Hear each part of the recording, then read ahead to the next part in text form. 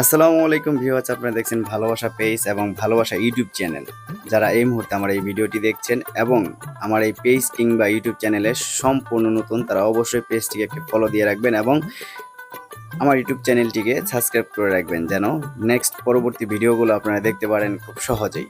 তো আজকে চলে আসছি আমরা ঢাকার কেরানীগঞ্জ এবং মুন্সিগঞ্জ দুই নদীর মোহনাতেই অবস্থিত এই সৈয়দপুর ব্রিজ নামে পরিচিত এই ব্রিজে।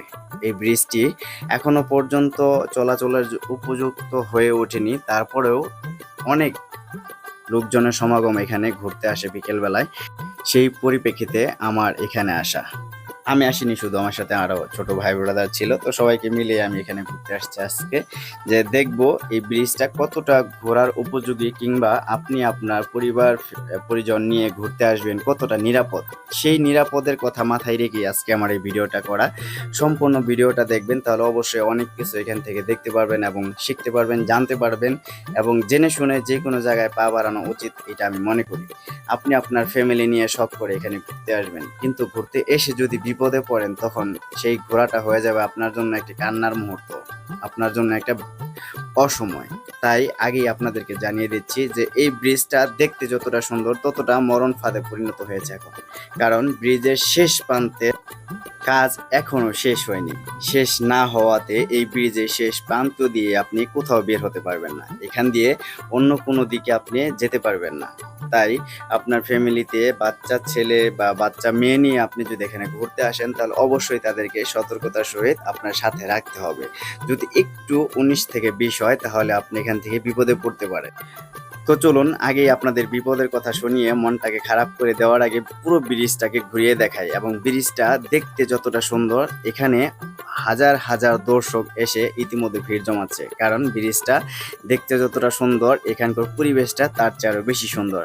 ব্রিজের উপর থেকে আপনি তিন নদীর একটি মোহনা দেখতে পাবেন, যেখানে রয়েছে কেরানীগঞ্জ, নবাবগঞ্জ এবং মুন্সিগঞ্জ।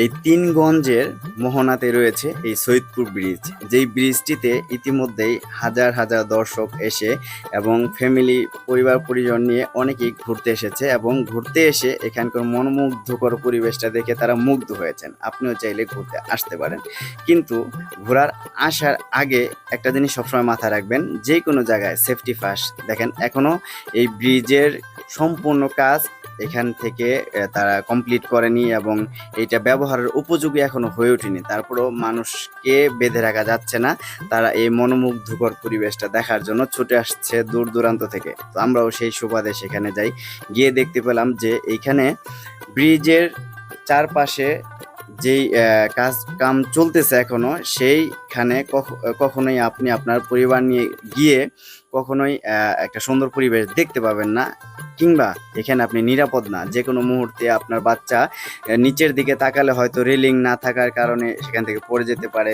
আপনিও পড়ে যেতে পারেন এখান থেকে।